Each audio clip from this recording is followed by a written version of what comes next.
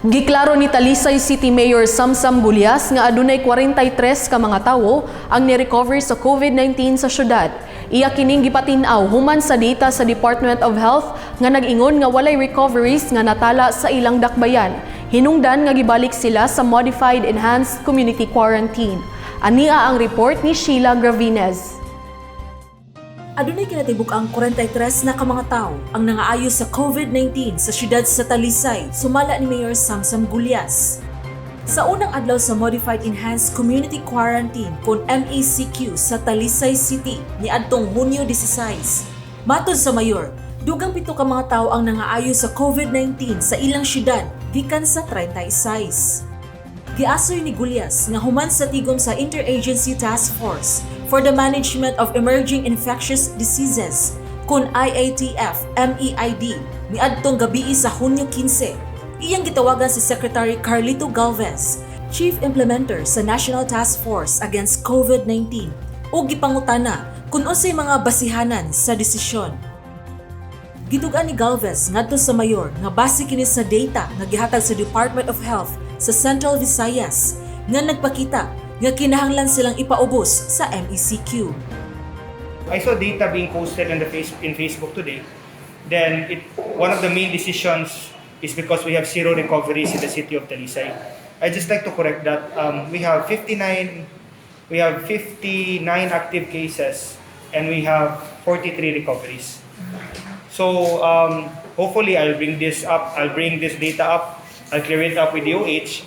Then with the help of COV, maybe we can hopefully maybe they can look at the new data because they made a decision saying we have zero recoveries. Giangko ni Gulyas nga nasurpresa siya sa maong desisyon apan iya kining tumanon. Of course, I was surprised because there are other cities in the province. There are other cities that have more cases than me and are under in a GCQ. So I was surprised that mo na sitwasyon with 43 recoveries as well. Human sa deklarasyon sa IATF-MEID, nagtigom si Gobernador Gwen Garcia, Gulyas ug Cebu Police Provincial Office Director Roderick Mariano sa Kapitolyo niadtong Hunyo 16. Gibutyag ni Gulyas nga tigumon og balik sa gobernador ang mga mayor sa probinsya aron hisgutan ang bag-ong deklarasyon sa IATF-MEID. Sa iyang post sa iyang Facebook page niadtong Hunyo 16, nangayo pasaylo si Gulyas sa katawhan sa Talisay sa kalisod nga ila na usab maagian karon nga nahibalik na usab sila sa MECQ.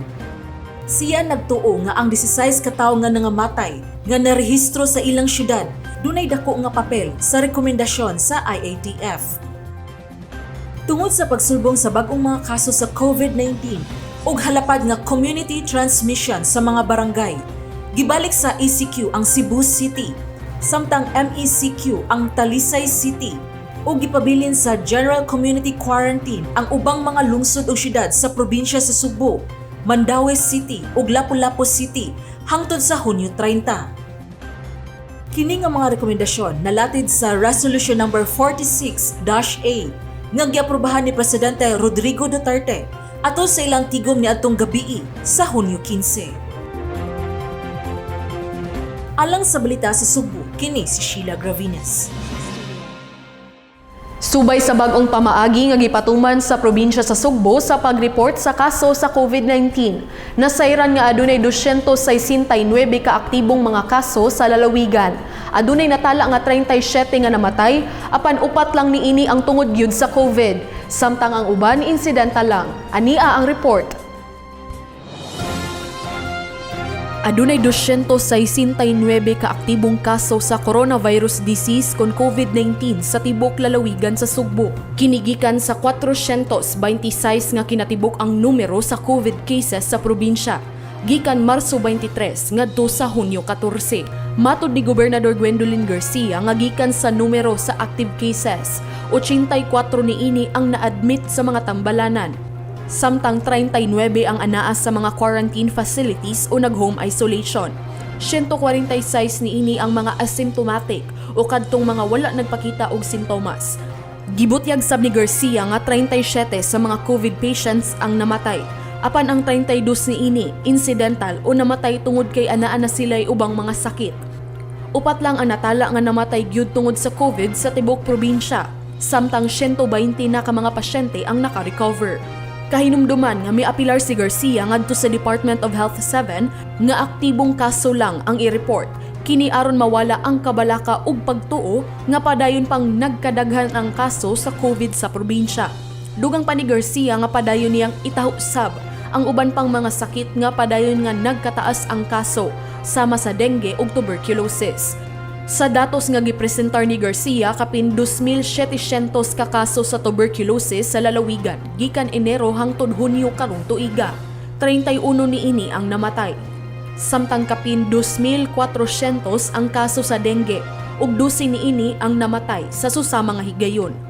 Please do not take away from us the capacity to think. Do not take away from us the intelligence that God has given each and every human being. Kitagaan tag-utok para ato ma-analyze. Ma-analyze nato ang data, niya kitay mo desider. Dili nga taguon natong uban data, kay kanina lang nga data mo atong ibalik-balik o pakita. Dili naman na sakto. Maguna-huna na hinuntang naanay laing agenda ana. Lain na nagtumong. Kung mauna, I think we owe it to the Cebuano public. Aron sila makatimbang-timbang, makapurma og informed opinion based on data. Alang sa balita sa Sugbo, kini si Paula Mendoza. Giklaro ni Gobernador Gwen Garcia nga mosulob siya og face mask basta anaa sa lugar nga daghang mga tawo. Apan kun anaa siya sa opisina, dili na siya magsulob og mask tungod kay malipong siya. Si John Fredson Granada sa report. I will wear a mask when I will be with crowded in huge crowds, when I will be with a crowd of people, when I will be in enclosed places. Yes, sulob ko out of courtesy, even though it is going to cause me a lot of discomfort. But do not ask me to wear a mask the whole day. Mao kini ang tubag ni Gobernador Gwen Garcia ngadto sa mga netizen nga kusog mo comment ug magsigi og pangutana kung nganong dili magmask ang gobernador sud sa iyang opisina. Gibutyag ni Garcia nga maglisod siya og ginhawa ug malipong kun dili niya tangtangon ang mask tungod kay asthmatic siya. You ask me, ngano di ko mo mask? Magmask man ko. Wa mo kakita. If I am in enclosed places, unya na daghan tao, nagmask ko in town, oy. For your information, in the opening sa IAEC, opening sa Noah's Ark, even nga dito ko sa office of Secretary Mike Dino sa OPAB, nga daghan, enclosed, sirado, aircon, nagmask ko. Kung kakita mo itong press con. But please naman po, ayaw mong demand nga at all times I'll be wearing a mask, especially here in my own office. Base sa pagtuon ni retired neurosurgeon Dr. Russell Blaylock nga adunay lain-laing epekto sa panglawas sa tao ang kadugayon sa pagsulob sa face mask. Usa na niini ang pagsakit sa ulo, paglisod og ginhawa, ug labaw sa tanan ang pagkahuyang sa immune system. Gani giklaro ni Blaylock nga kung masubraan o kung dugay tangtangon ang pagsulob sa face mask, makadaot o makahatag kini og grabing peligro sa panglawas sa tao.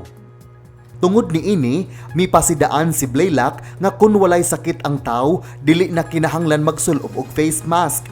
Matud sab sa World Health Organization nga ang kinahanglan nga mogamit sa face mask kadturang adunay klarong simptomas sa mga sakit ug tinuod nga nagpositibo sa sakit nga COVID-19. It causes me to feel groggy. I need my full mental faculties kay nagsigi kog sulbad sa atong problema karon, and you want me to lose my mental health because you insist that I should be wearing a mask for longer periods of time. If you want, pwede man mo. Maybe you have a better breathing capacity than me. Asthmatic man ko. Gipasabot ni Garcia nga magsulob siya og face mask kung gikinahanglan lang. Dugang ni Garcia nga mas gikinahanglan niya nga makalanghap sa presko nga hangin aron dili maapektuhan ang iyang pagginhawa ingon man ang iyang physical and mental health. Sorry, because I cannot be wearing a mask for long periods of time. I hope I have adequately explained it. Kung wa pa gyud mo kasabot, Google it. I cannot. Malipong ko. So this is now about my own personal safety.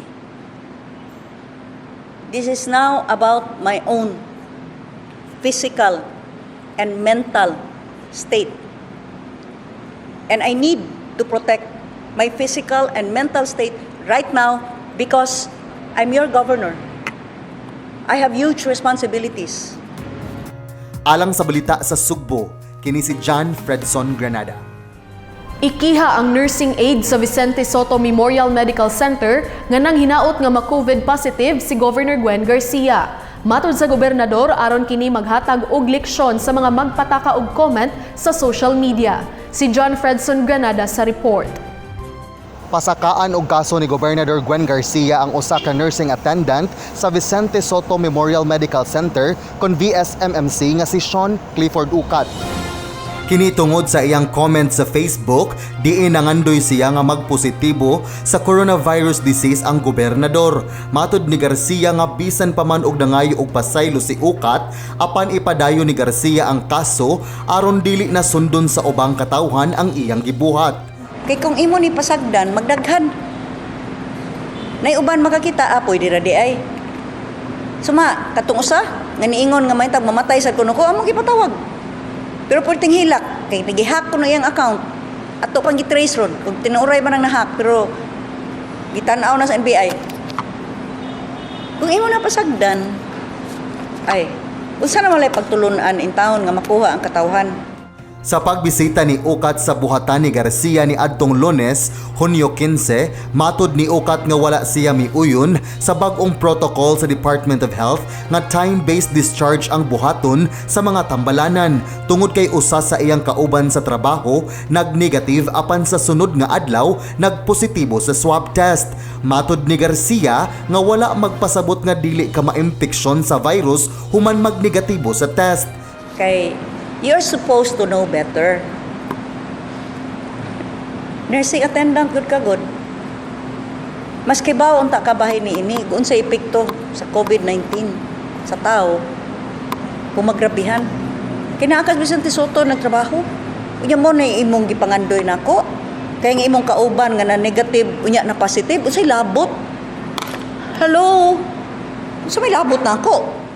Si Garcia nagkanayon nga iyang ipadayon og pasaka ang kaso kay usa siya ka government employee ug aduna siya tulubagon sa Code of Conduct and Ethical Standards for Public Officials and Employees.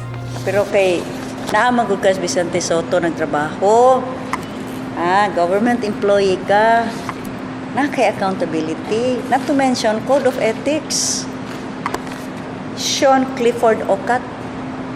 Mona, pailan ta kag-complain. Good. Ibaw na anis Dr. Aquino. Alang sa balita sa Sugbo, kini si John Fredson Granada. Gihimakak ni Gobernador Gwen Garcia nga aduna siya gitago nga datos kalabot sa sitwasyon sa COVID-19 sa probinsya. Matod niya, wala siya makuha kundi niya itugan ang matuod nga estado sa lalawigan sa Sugbo. Ania ang detalye gikan ni John Fredson Granada. Giklaro ni Gobernador Gwen Garcia nga wala siya gitaguan nga mga datos kalabot sa tinuod nga kahimtang karon sa probinsya sa Sugbo. Matod ni Garcia nga iyang gikuha ang mga datos sa 12 ka district o 4 ka provincial hospital sa lalawigan sa Sugbo. Gani matag adlaw maghatag sa ilang reports ang mga hepe gikan sa city ug municipal health officers sa maong mga tambalanan sa tibuok probinsya sa Sugbo. Base sa gipresentar nga datos ug reports ni Garcia atol sa iyang programa nga ang probinsyana, iyang giasoy nga ang lalawigan sa Sugbo, adunay 269 ka-active cases sa COVID-19. 57 ang anaa sa mga tambalanan, 39 ang naa sa quarantine facility, 173 ang mga asymptomatic o walay klarong simptomas sa COVID nga anaa sa ilang balay nag-isolate. Samtang adunay 133 nga naayo na sa sakit nga COVID ug 38 ang namatay. Apan gitataw ni Garcia nga sa 38 nga namatay, 31 ang namatay tungod sa implikasyon sa ubang mga matang sa sakit. Unom lang ang tinuod nga namatay sa COVID ug usa niini ang wala pay findings kung unsay hinungdan sa kamatayon. Mao ni ang tinuod nga estado sa probinsya. So I hope wala din hay magduda-duda kung unsa na kunong probinsya. Because I hope no natay ko'y gamay credibility isip gobernador nga unsa may makuha na ko anang magtago-tago ta. Busa to those of you, and you know who you are, nga who are trying to sow doubt ambot na unsa na ng probinsya, thank you very much. May good taon ang probinsya kabutang. Ang ipakita ni Governor Gwen is real figures. O ang iyang isulti po were real arguments. Giklaro sab ni Garcia nga kwalipikado na unta ang probinsya sa Sugbo nga mo-transisyon ngadto sa Modified General Community Quarantine kun MGCQ kini sigon sa datos nga gipakita ngadto sa Interagency Task Force on Emerging Infectious Diseases kun IATF-EID apan tungod kay gibalik ang dakbayan sa Sugbo sa Enhanced Community Quarantine, gipabili na lang ang probinsya ubos gihapon sa GCQ. 269 ang active cases. We would have qualified for MGCQ. But the reason why GCQ gihapon ang probinsya precisely because na ECQ ug balik ang Cebu City. And it was difficult to justify how the two extremes could exist in one island. Ang usa ECQ nga pinaka-rigid ang restrictions, unya ang usa MGCQ nga gilusen up na nato ang restrictions. And yet, that is one Cebu Island. Whether we like it or not, sama sa giingon, we're all in this together. So, maapektuhan yun ang probinsya sa estado sad sa dakbayan sa Sugbo. Gipadayag ni Garcia ang iyang pasalamat sa kooperasyon sa mga mayor o pakikhiusa sa mga kapitan sa tibuok probinsya sa Sugbo nga kanunay misunod sa mga protokol nga klarong gihanay o giimplementar sa kagamhanan sa lalawigan sa Sugbo. Alang sa balita sa Sugbo, kini si John Fredson Granada. Muhatag og hinabang pinansyal gikan sa iyang kaugalingon nga pondo si Gobernador Gwen Garcia ngadto sa mga choreographers sa lalawigan sa Sugbo. Lakip sila sa labing apektado sa krisis sa COVID-19 tungod kay gipahunong ang tanang kalingawan ug kalihukan nga magpatapok og mga tawo. Ania ang report ni Sheila Gravinez. Tungod sa iyang tumang kaluoy, hatagan og tabang pinansyal ni Gobernador Gwen Garcia ang kapin 60 ka choreographers sa lalawigan sa Sugbo. Gikan mismo sa iyang kaugalingon nga bulsa ang ihatag nga salapi, inubanan sa bugas ug mga dilata nga pagkaon. Labaw na apektuhan gyud ron in town ang atong mga choreographers. Kay wa na matay festivals, wa na mga fiesta activities, mga choreographers sa probinsya o naluoy kayo ta, doon na tayo itabang ninyo. Si Victor Cuenco, inila nga choreographer sa Sugbo, labi na sa Pasigarbo sa Sugbo ug Sinulog Festival. Mo'y naghatag ni Garcia sa kumpleto nga listahan sa mga choreographer. Bisan ang choreographers nga mga taga-dakbayan sa Sugbo ug syudad sa Lapu-Lapu nga niapil og choreograph sa Pasigarbo, ang apil nga hatagan sa gobernador. Kadtong naghimo og props o mga visual artist, ang sunod nga hatagan ni Garcia, diin gihimo na usab ang ilang listahan. Taga-andasad mo, out of my own personal funds. Ang akong gamay lang kay akong sweldo mo rabaya to. Yan, ipon-ipon na ako. So, ang hatag ko gamay out of my para makatabang sapar-sapar lang. Ako nibawaan sa atong mga choreographers in town ron, ang uban online. Maligya o pagkaon. Ang kamot. Sumala ni Garcia, nahibaw siya unsa kalisod ang nasinati karon sa mga choreographer ug ubang sektor nga naapektuhan kaayo ug ang uban nawad-an og mga trabaho gumikan sa epekto sa COVID-19. Nasayod siya sa naagian nga pag-antos sa mga tawo nga nanginabuhi alang sa ilang pamilya. I know Una ko mahimo pa lang unta. Ato lang ni ma-manage ba? Dili lang ni nato kalimtan na amang yun ng COVID. Para sa nas TB lagi. Ay lang mo kasuko ha nga. Ako na po, ay nas man na po yung musuko ani nga doktor. Nga nung akong gi-appeal ng TB. Parehara na namang TB. Pero i-manage na to. Let's manage it. Kay in the end, daghan kaayo ang maglisod. Naglisod na ron. Naglisod yun. Wa naman. Ang uban, wa na. Di pa undag trabaho ang atong mga resorts. Sira. So, ano trabaho? Ang informal economy na undang. Alang sa balita sa Sugbo, kini si Sheila Gravines. Hatagan og tuob kits ang matag opisina sa Kapitolyo, isip kabahin sa pagpalig-on sa immune system sa mga empleyado. Padayon usab silang hatagan og vitamin C. Ania ang dugang detalye. Hatagan og tuob kits ang matagbuhatan sa Kapitolyo sa Sugbo, isip kabahin sa health protocol sa mga kawani aron mas mapalig-on ang ilang immune system. Gawas sa tuob kits, gihatagan sab og vitamins ang mga empleyado ug regular sab nga gidisinfect ang mga opisina. Padayon nga giduso ni Gobernador Gwendolyn Garcia ang pagbuhat sa home remedies sama sa pagtuob kaduha sa usa ka adlaw, pag-inom og lemoncito juice o turmeric tea, regular nga ehersisyo ug kanunay nga pag-inom og vitamins. Butang na ta og mga tuob kits in every office. Na to mention, ipuno na nato ang mga vitamins nga ato i-provide sa atong mga empleyado. Alang sa balita sa Sugbo, kini si Paula Mendoza. Sukwahi sa sitwasyon sa tulo ka mga dagkong dakbayan, wala magkuwang ang hospital bed sa mga district o provincial hospital sa lalawigan sa Sugbo. Ang Karkar Provincial Hospital adunay kinagamyan nga admission rate. Ania ang report. Gibutyag ni Gobernador Gwendolyn Garcia nga adunay igong hospital beds ang mga provincial ug district hospitals sa mga kalungsuran nga gitagana alang sa mga COVID-19 nga mga pasyente. Kini sukwahi sa problema nga giatubang sa mga tambalanan sa Metro Cebu, diin kadaghanan puno na.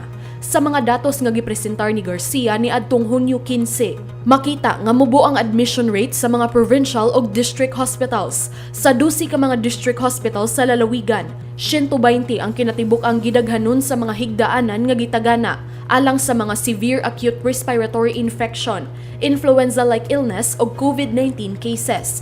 32 pa lang ka mga higdaanan sa maong numero ang nagamit. Samtang sa mga provincial hospitals nga adunay 100 bed capacity, ang dakbayan sa Karkar ang adunay pinakaubos nga admission rate. Diin 27% lang ang nagamit. Sa dakbayan sa Danau, 85% sa 15 ka mga beds nga gitagana alang sa COVID cases ang nagamit. Sa dakbayan sa Bugo, 37% niini ang vacant.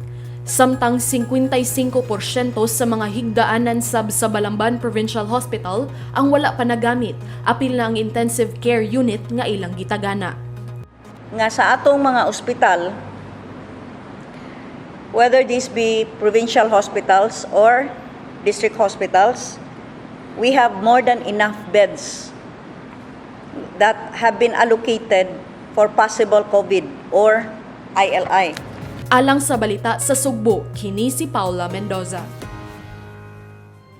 Padayon nga mopahigayon og bloodletting sa mga provincial hospitals sa Sugbo aron malikayan nga magkuwang sa supply sa dugo. Kini ang hangyo ni DOH 7 Director Jaime Bernadas ato sa consultative meeting kauban ni Gobernador Gwen Garcia ug mga mayor. Ang dugang detalye ihatod ni John Fredson Granada. Mihangyo si Department of Health Director Dr. Jaime Bernadas nga ipadayon ang bloodletting sa mga hospital nga ginumala sa gobyerno sa lalawigan sa Sugbo. Kiniisip solusyon aron malikayan ang pag-ubos sa supply sa dugo sa mga pampublikong tambalanan. Mao kini ang usa sa gikasabutan atol sa consultative meeting nga gipatawag ni Gobernador Gwen Garcia kauban sa mga mayor kaniadtong Miyerkules, Hunyo 17. Matod ni Garcia nga ang bloodletting nga kalihukan hagbay walay ra kining gisugdan sa wala pa miulbo ang coronavirus pandemic. Apan tungod sa kahadlok og kakulba, nagduha-duha na og donate og dugo ang mga katawhan. Tungod niini, maghimo og mechanics ang DOH sama sa pagpahigayon og usa ka blood test buot pasabot nga ipailawom sa paspas nga pagsusi sa dugo kini aron pagsuta kung negatibo o positibo sa virus ang donor. Ang atong nalimtan na is our voluntary blood donation. Pinaka-importante karong panahon na is the availability of blood. Walang nagilain karon na nag-bloodletting daily ang regional office. Ako ning i-report kagahapon ni Boss. And we are the only blood center that is making available ang blood na need sa atong mga hospitals. Pero we cannot afford to lose our blood supply. So akong ihangin siguro kahapon, please reinforce us with your power to continue with the bloodletting activities. Si Provincial Health Officer Dr. Cristina Giango nagkanayon nga didto sa upat ka provincial hospital himuon ang bloodletting nga anaa sa dakbayan sa Karkar, Danau, Bugo ug sa lungsod sa Balamban. Dinhi sa upat lang ka provincial hospital sa probinsya himuon ang bloodletting tungod kay sila ra ang adunay blood refrigerator. Dugang ni Giango nga ang medical technologist sa mga hospital sa probinsya ang mukuha sa mga dugo. Ang ato na lang mga personnel daan mismo dito sa mga provincial hospitals maoy mag-bloodletting. So wala na people coming from Cebu City una. But what we would wish is your cooperation na ang inyong mga constituents will be encouraged. So, wala na ako buhaton. I've already asked Dr. Yango to instruct all of our chiefs of hospitals to conduct dili kinahanglan na doon nag specific day, ongoing na lang, na katurang gusto mo donate at any time makaadto sa ospital. Alang sa balita sa Sugbo, kini si John Fredson Granada.